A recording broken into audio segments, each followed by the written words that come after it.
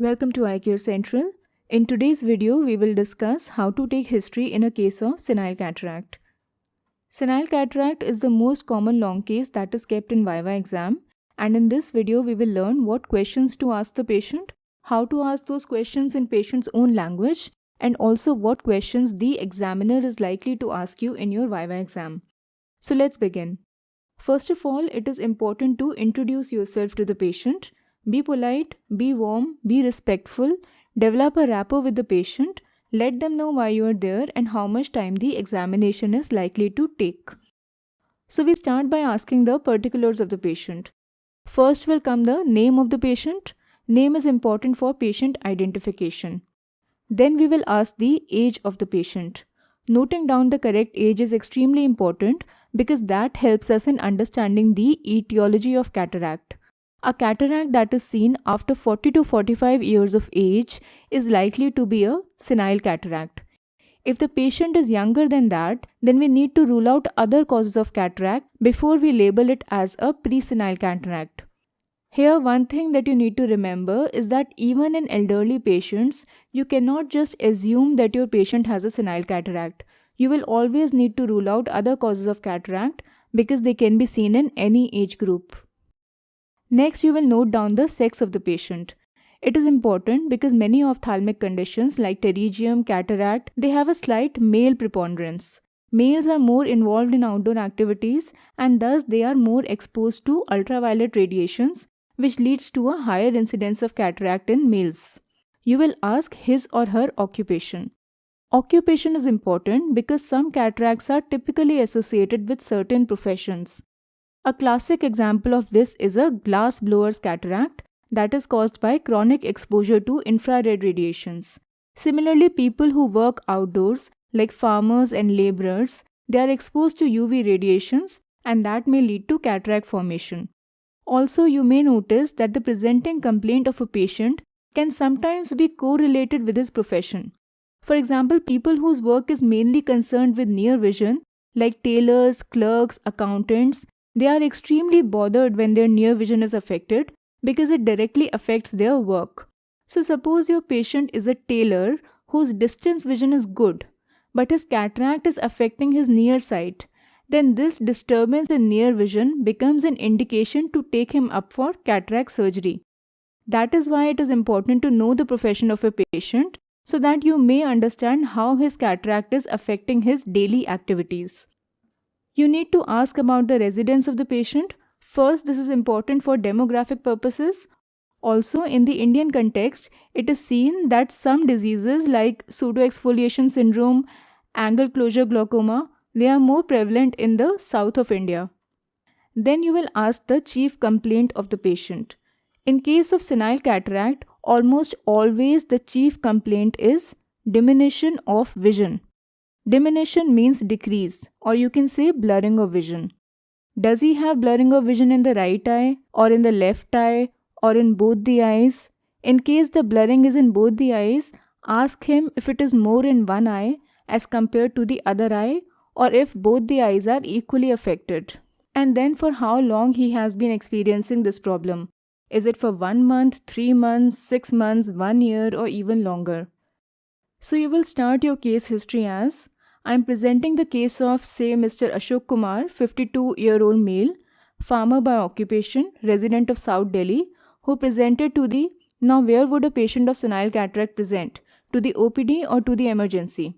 So senile cataract is never an emergency unless it has progressed to the stage of lens-induced glaucoma. So the patient presented to the OPD of the hospital on, write down the date, say 12th of September 2021, with chief complaint of blurring of vision in both eyes, right more than left for 6 months. Or sometimes the patient may say that the right eye vision has been blurred for 6 months and left eye has been blurred for 2 months, write what the patient tells you. Then you will start with the history of present illness. The patient was apparently well till about 6 months ago when he developed blurring of vision in his right eye. Next, you will elaborate on this blurring of vision. Ask the patient how the onset was. Did he notice this decrease in vision all of a sudden? Like he woke up one morning and he could not see properly with his right eye? Or was it gradual? Which means did it happen slowly over time? आपको सीधी आँख से एकदम से दिखना बंद हो गया या फिर धीरे धीरे दिखना बंद हुआ। The decrease of vision in senile cataract is always insidious in onset. Insidious means slow, gradual. Now you may face a situation where the patient is very sure that the onset was sudden. Say he noticed it only about a week ago. What would you make of such a scenario? It can happen if a patient has a unilateral cataract or if he has bilateral cataracts, but they are asymmetric in the sense that one eye has an early cataract and the other eye has a dense cataract. So in such cases, the patient carries on with his routine work with the better eye, without ever noticing that he is developing some problem in the affected eye. Then one day, by chance, he happens to close the better eye, and it is then that he suddenly notices that he cannot see properly with the other eye. This is when he claims that the onset was sudden. But the truth is that he happened to notice the problem all of a sudden. The problem was already there for quite some time. Another scenario when a patient may have sudden decrease in vision with cataract is trauma. But then the patient will give you a clear-cut history of trauma to the eye. And in such a case, it will be a traumatic cataract and not a senile cataract. So after onset, you will ask whether the decrease in vision is progressive or not. आँखों का धुंधलापन वैसा का वैसा ही है या फिर आपकी नज़र टाइम के साथ साथ और कमज़ोर होती जा रही है. The decrease in vision in cataract is progressive in nature because cataract is a progressive condition. The patient will say things like earlier he could recognize a person from a distance of 6 meters, but now he cannot recognize them from even 3 meters away. Or that earlier he could read street banners and road signs and numbers on the buses from a distance, but now he cannot. This kind of history indicates that the vision has been deteriorating with time. So the patient was apparently well till about 6 months ago when he developed blurring of vision in the right eye. It was gradual in onset, progressive in nature. 2 months later, he developed similar complaints in his left eye as well. Then you will ask whether the diminution of vision is for distance or for near or for both. To elaborate this point, you will have to take history of use of glasses. You will ask whether the patient has ever used glasses or not. Since what age has he been using glasses? Are the glasses for distance vision or for reading or for both? And how is his vision with glasses now, that is after the onset of cataract? We will talk about distance vision first. You may get a long-standing history of use of glasses in your patients because mild refractive errors are very common. Though very rarely the patient will be able to tell you the exact power of his glasses or whether they were concave glasses or convex glasses. As cataract progresses, typically the power of glasses increases because cataract induces myopia. Cataract-induced myopia occurs because hardening of the lens during the process of cataract formation leads to increase in the refractive index of the lens. We are talking about nuclear sclerosis here. So nuclear sclerosis will induce myopia, and the patient might say that the power of his distance glasses has been increasing over time or that the glasses are getting thicker with time. And now probably he has reached a stage when he can no longer see distant objects clearly with his glasses. They say कि अब चश्मे का कोई number ही नहीं बैठता. This history is very much suggestive of cataract formation. When it comes to near vision, all patients will tell you that they started wearing reading glasses after about 40 years of age. This is because of presbyopia. But some patients will also tell you that now they don't feel the need to wear reading glasses at all. They can read clearly for near even without their glasses. This is because of what we call second sight, which again occurs due to index myopia in nuclear sclerosis. I have already posted a short video on second sight on this channel. If you want to understand this phenomenon in detail, then I would request you to check the link in the description box below. You may face another scenario in which the patient might say that he is experiencing more difficulty in near vision than in distance vision. This history is indicative of a cupuliform cataract, which is also known as a posterior subcapsular cataract. Cupuliform cataract is located right in the center of the visual axis. Now, when we look at a near object, the near reflex gets activated. We know that one of the components of near reflex is pupillary constriction or miosis. This constriction of the pupil would block the peripheral rays of light from entering the eye, and the patient will have difficulty in near work. So you will ask the patient कि आप चश्मा कब से लगाते हैं, चश्मे का number बढ़ तो नहीं रहा है, अब चश्मे से आपको कैसा दिखाई देता है, पास का कैसा दिखता है और दूर का कैसा दिखता है. You will also take history of frequent change in the power of reading glasses because frequent increase in the power of reading glasses is indicative of open angle glaucoma. Why? That is your homework. Then you will ask the patient whether his vision improves depending on what time of the day it is. This again will give you an idea of the kind of cataract that you are dealing with. If the patient says that there is decrease in vision during daytime, but his vision improves in dim light or at night time, this is indicative of a cupuliform cataract. This is because, like I told you, cupuliform cataract is a central cataract present right in the visual axis. During daytime, constriction of pupil occurs and peripheral rays of light get blocked from entering the eye. Central rays of light in this case are anyway blocked because of the central location of this cataract. While in dim light, the pupil dilates, allowing more light to enter the eye and the quality of vision improves. On the contrary, in case of a cortical cataract, which is also known as cuneiform cataract, the opacities are present in the peripheral part of the lens. So the patient experiences worsening of vision when the pupil dilates in dim light, while his vision improves on constriction of the pupil in bright light. Again, a patient who has cupuliform cataract will present earlier than a patient who has a cuneiform cataract because cupuliform cataract is more disabling to the patient as it is a central cataract and causes early onset of symptoms, while cuneiform cataract is present in the periphery and it affects vision only when it encroaches towards the center of the pupil. So let's go back to our history of present illness. Earlier he could recognize faces from a distance of 10 meters, but now he has difficulty in recognizing them from 3 meters away. Blurring of vision is for distance as well as for near. My patient has been wearing glasses since he was 20 years of age and started wearing near edition at 40 years of age. Since last 3 months he has noticed that the power of his distance glasses has been increasing while he no longer needs glasses for reading. There is no history of frequent increase in the power of reading glasses. The patient says that his vision is slightly better during the day than at night. The next question that you will ask the patient is whether the decrease in vision is associated with pain or not. You will ask the patient कि धुंधला दिखने के साथ साथ आँख में दर्द भी होता है क्या? Now, senile cataract is a painless condition. Cataract does not cause pain in the eye. The only scenario in which cataract is associated with pain is if it progresses to the stage of lens-induced glaucoma, like a phacomorphic glaucoma or phacolytic glaucoma. Now, that would be an emergency and the clinical picture would be entirely different. The patient would complain of severe pain in the eye, associated one-sided headache, lid edema, there is severe congestion of the eye, there is watering and there is complete loss of vision. But then you won't call it a senile cataract. Another reason a patient of cataract might have history of pain is if he has experienced attacks of angle closure glaucoma. But then the pain would be due to glaucoma and not really cataract. Similarly, a patient with cataract and recurrent attacks of uveitis will also give you history of pain. But again, that would be a complicated cataract and not a senile cataract. So in your Viva exam, to be on the safe side, if your patient has a cataract in a quiet eye, just say that there is no history of pain in the eye. This brings us to the first question that you are very likely to be asked at this point. What are the causes of gradual painless loss of vision?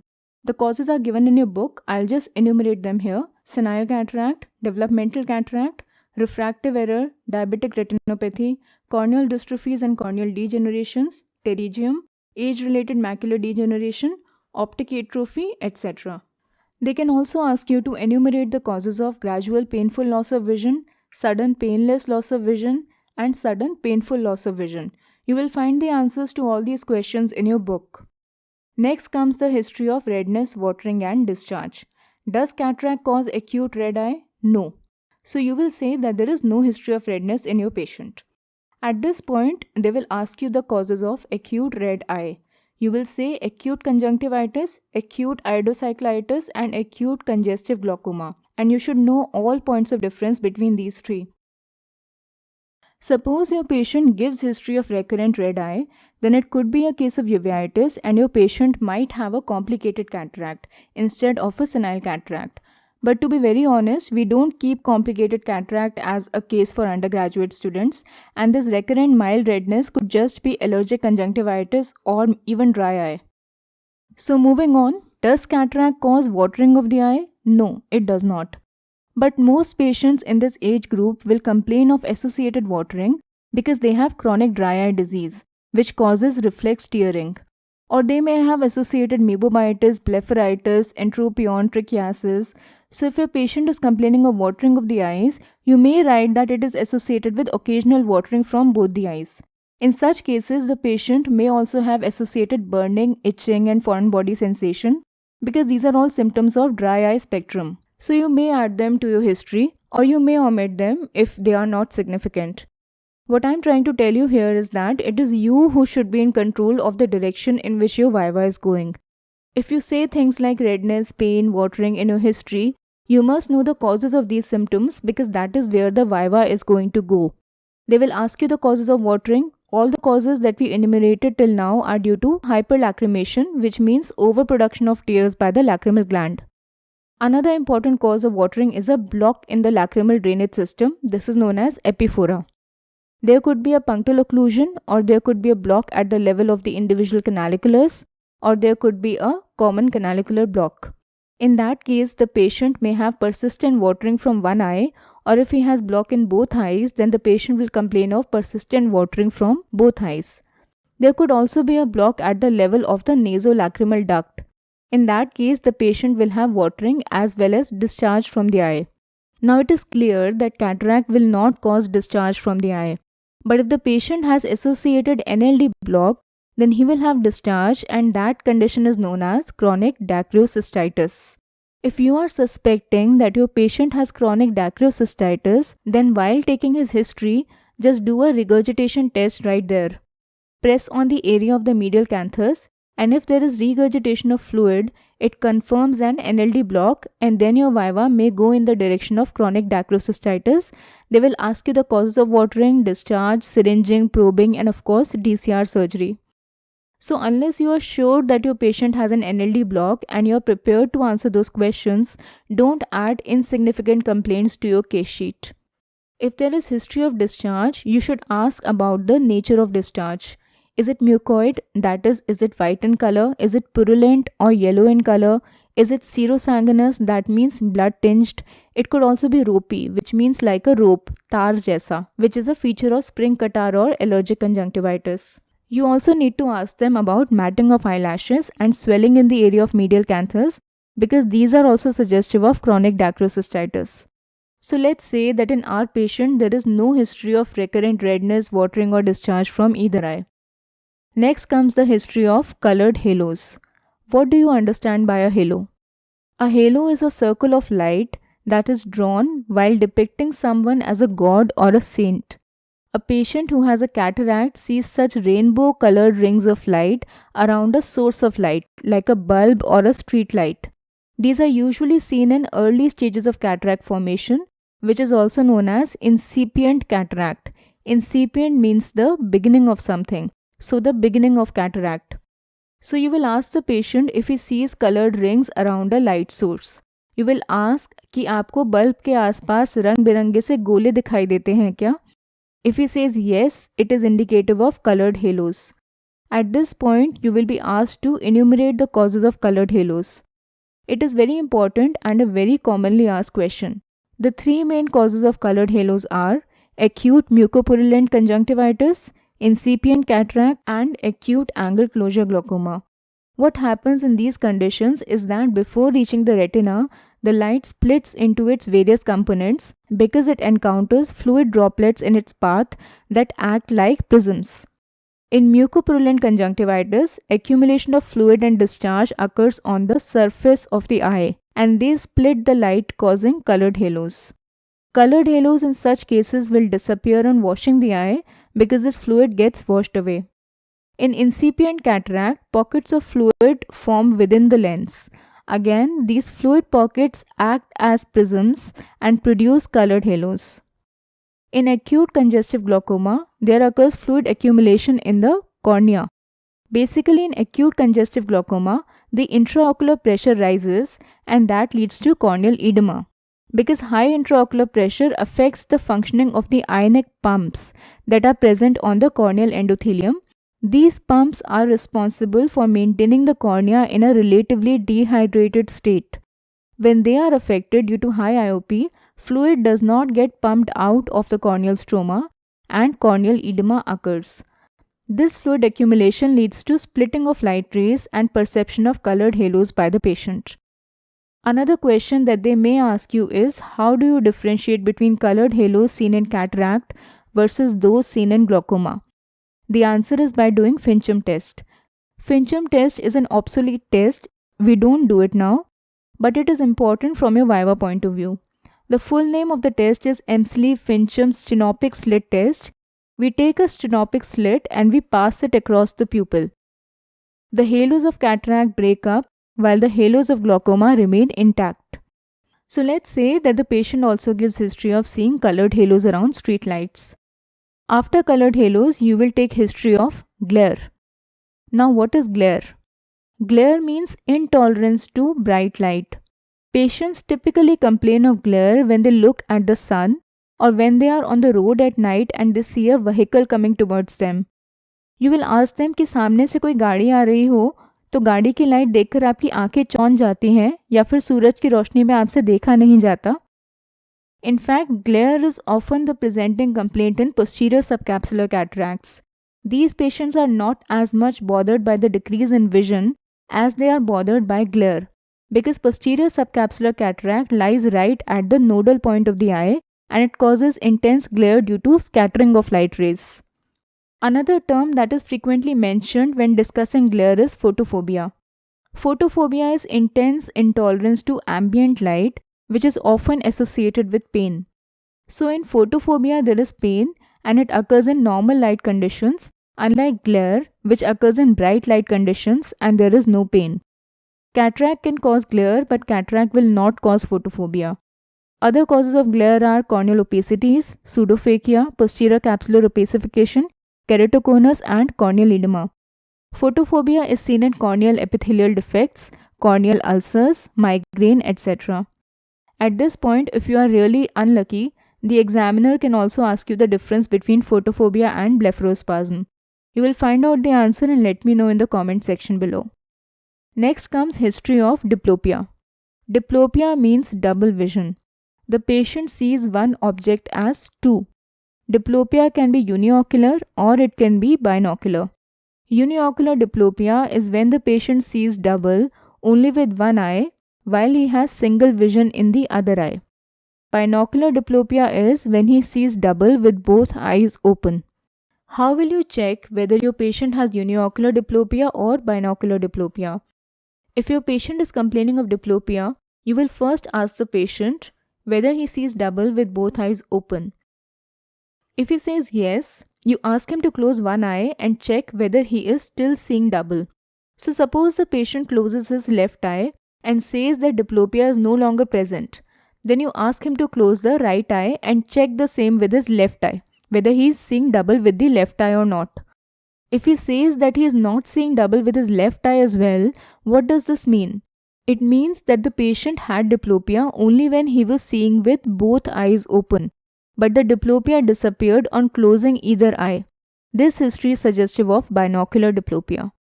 Now again, what if the patient has diplopia with both eyes open and when he closes his left eye, the diplopia persists, which means that he is seeing double with the right eye. But when he closes the right eye, he does not perceive any diplopia with his left eye. It means that the diplopia is occurring because of some defect in the right eye and your patient has right eye uniocular diplopia.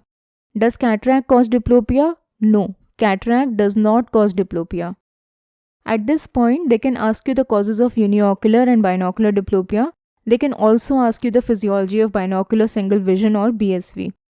So as I told you, cataract does not cause diplopia. What it may cause is polyopia. Poly means many. So polyopia means seeing multiple images of one object. Polyopia occurs due to different refractive index in different layers of the lens cortex due to cortical opacification. This causes refraction of light in different directions, leading to the formation of multiple images. The patient will typically tell you that he sees multiple images of the moon when he steps out at night. Next comes photopsia. Photopsia means flashes of light perceived by the patient. You will ask the patient कि आँख में एकदम से light की चमक सी तो नहीं मारती, तारा टूटता जैसा तो नहीं दिखता. Photopsias are a symptom of some posterior segment pathology like retinal tear, retinal detachment, posterior vitreous detachment, etc. They are not a symptom of cataract. Therefore, any cataract patient complaining of photopsia should undergo a thorough examination of the peripheral retina, including scleral indentation. Metamorphopsia means distortion of vision. You will ask the patient if straight lines like the borders of the calendar or of a photo frame appear wavy to him. Metamorphopsia is a symptom of some lesion at the macula of the eye like macular degeneration, macular edema, CSR. It is not seen in a patient of senile cataract with a healthy retina. Next is history of scotoma. Scotoma means a blind spot.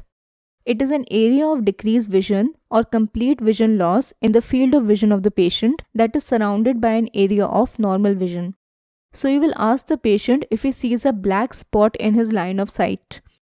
आँखों के सामने कोई काला धब्बा तो नहीं दिखाई देता. If he says yes, then this history is suggestive of a scotoma. Now, a scotoma can be a positive scotoma or a negative scotoma. This scenario in which the patient can perceive the scotoma as an area of dark spot or an area of reduced vision is known as a positive scotoma. Negative scotomas are defects in the visual field that cannot be perceived by the patient. They can only be seen on visual field testing or perimetry. Scotomas are seen in diseases like glaucoma, optic nerve pathology, visual pathway defects, etc. They can also ask you what a physiological scotoma is, what is a relative scotoma, what is an absolute scotoma, and what are the different types of scotomas seen in glaucomatous field defect. Cataract will not cause a scotoma. After scotoma, you will take history of floaters. Floaters are tiny black spots or sometimes threads or cobwebs that seem to be floating in the field of vision. There can be a single floater or there can be multiple floaters. You will ask the patient कि आँखों के सामने मच्छर जैसे या मकड़ी के जाले जैसे काले काले धब्बे तो नहीं दिखाई देते. Floaters occur due to some disease or degeneration of the vitreous humor, like vitreous hemorrhage, vitreous detachment, vitritis, etc. If a patient complains of flashes of light with floaters, it is usually indicative of a retinal tear.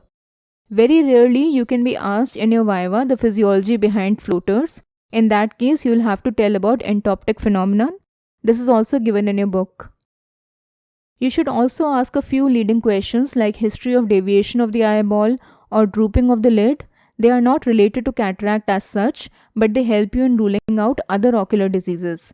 But of course, then you should be prepared to answer basic questions on squint and ptosis, namely their types and their causes. So let's go back to the history. History of glare is present. There is no photophobia. There is no history of diplopia or polyopia. There is no history of photopsia, metamorphopsia, scotoma or floaters in either eye. There is no history of deviation of the eye or drooping of the eyelids. After this, you will have to rule out other causes of cataract in your patient. You will ask about history of trauma to the eye. At this point, you can be asked about ocular manifestations of trauma, about rosette cataract, lens subluxation, lens dislocation, etc. Past history of trauma is also important because in some professions like farmers and welders, where corneal injuries are common and the patient may have a corneal opacity that may affect their prognosis after cataract surgery. History of prolonged drug intake. By this, I mean history of steroids to rule out a steroid-induced cataract. Steroid intake can be oral, that is in the form of steroid tablets. You will ask the patient if there is any history of receiving multiple small tablets that he was asked to take all together at the same time. This is because steroid tablets are mostly available in formulations of 10 to 20 mg and the dosage of steroids is 1 mg per kg body weight. So a normal individual needs to take about 60 mg of steroids as a starting dose and he needs to take multiple tablets at once. Another point indicative of steroids is whether the dosage was tapered over time, usually every week. So whether he was initially taking 60 mg for 1 week, then it was reduced to 50 mg, then 40 mg and so on. Steroid-induced cataracts can also occur due to the use of inhalational steroids and steroid-containing skin ointments. So you will ask the patient about history of use of inhalers and history of chronic skin diseases. In the end, ask the patient about history of exposure to radiation or electric shock. So let's complete our history of present illness here. There is no history of trauma to the eye, there is no history of prolonged drug intake, there is no history of exposure to radiations or electric shock. In systemic history, take history of diabetes, which is extremely important. Diabetes is one of the most common causes of metabolic cataract, and it is important to be aware of it. Why? Because first of all, diabetes causes early onset and quick progression of cataract. It is an important cause of pre-senile cataract. Diabetic cataracts are usually harder than they look on the slit lamp. So a grade 3 cataract sometimes feels like a grade 4 cataract on the operating table. It helps you in planning your surgery and in prognosticating the patient. You need to be aware of a patient's blood sugar levels. You cannot operate a patient with uncontrolled diabetes because diabetes affects the immune response of the body. It may cause delayed wound healing, and there is also an increased risk of developing post-operative endophthalmitis. In diabetic patients, you must rule out diabetic retinopathy too, because that will affect the prognosis of a patient, and if possible, you need to treat diabetic macular edema before taking up the patient for cataract surgery. As undergraduates, you cannot rule out diabetic retinopathy on torchlight examination, but you should know why history of diabetes is important. If a patient has diabetes, you should also ask if he has received any laser treatment or any intravitreal injections previously. Ask the patient कि आँख के पर्दे का laser करवाया है क्या, या आँख में पर्दे की सूजन कम करने का इंजेक्शन कभी लगवाया है क्या. Your Viva may go in the direction of ocular manifestations of diabetes, and you may also be asked about non-proliferative and proliferative diabetic retinopathy. Rule out hypertension in your patient. Hypertension does not cause cataract unless there is acute ischemia of the eye. But you need to rule out hypertensive retinopathy. Also, the blood pressure of your patient should be under control because performing intraocular surgery in high BP may lead to expulsive choroidal hemorrhage on table, which is a catastrophe to say the least. Take history of systemic tuberculosis. Again, tuberculosis does not cause cataract, but anti-tubercular drugs may cause toxic optic neuropathy, and his diminution of vision could be due to optic atrophy. In male patients, take history of urinary complaints to rule out benign prostatic hypertrophy. Why? Because these patients are on alpha-adrenergic antagonists like tamsulosin. This drug can cause floppy iris syndrome during cataract surgery, and you should be aware of it so that you are prepared in advance. Like I said before, take history of respiratory diseases like asthma, because these patients may be on steroid inhalers and may also need oxygen support during surgery. Take history of skin diseases to rule out syndromatic cataracts. Ask if the patient has any cardiac illness because antiarrhythmic drug like amiodarone can cause cataract formation. Also take history of any CNS or renal disease because some are associated with cataract formation. There are many etiologies of cataract, and there is a video on this topic already up on my channel. You will find more details there. In past history, take history of previous ocular surgery. The patient may have already undergone cataract surgery in one eye. Ask him when the surgery was done, where it was done, whether a lens was implanted or not, how was his visual recovery post-cataract surgery. I will cover all this in detail in my video on pseudophakia. There could also be history of glaucoma filtration surgery. Ask him कि कभी काले मोतिये का operation हुआ है क्या. Again, ask when and where it was done, and if the patient is still on any anti-glaucoma medications or not. Check his medications, write down their names and dosage schedule in your sheet. Take history of pterygium surgery or DCR surgery or any lid surgery or squint surgery done in the past. In Hindi, pterygium is nakhuna, DCR surgery is nasur ka operation, lid surgery would be palak ka operation, and squint surgery would be bhengepan ka operation. Drug history. Ask the patient if he has been on any ocular treatment, present or past. Most of the elderly patients are on tear drops and anti-allergic drops. Prolonged history of topical steroids is suggestive of uveitis. Some patients could also be on anti-glaucoma drugs. Always check your patient's medications. Family history. Family history is important in developmental and pre-senile cataracts. Ask if there is any history of early onset of cataract in the family. Diseases like glaucoma also have a strong family history. In personal history, mention the religion of your patient. This is again important in cases of congenital and developmental cataracts because certain practices like consanguineous marriages, which means marriage between blood relatives like cousins, they are still rampant in certain communities, and consanguineous marriages can lead to congenital cataracts and other genetic syndromes. Ask about personal habits like tobacco smoking and alcohol intake. It is seen that exposure to toxic substances may cause oxidative stress on the lens, leading to cataract formation. Also take socioeconomic history because cataract is seen more commonly in patients belonging to low socioeconomic background, probably because of lack of nutrition. It also helps you in deciding the treatment options to offer to the patient, whether the patient can afford a high-end surgery like femtosecond cataract surgery, and what kind of IOL would the patient be able to afford: foldable, non-foldable, multifocal, trifocal, etc. So this completes our history of senile cataract. I have tried my best to cover almost all important points here, but I'm sure that there must be some things that I must have missed out on. Please let me know in the comment section below. If needed, I will make part 2 of this video. Please like and share this video with your friends and colleagues if you found it useful. And please subscribe to my channel to support free education. Thank you very much.